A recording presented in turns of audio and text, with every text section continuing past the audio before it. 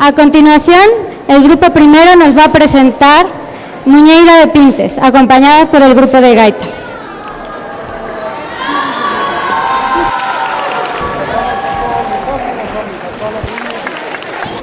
¡Listos! 1, 2, 3.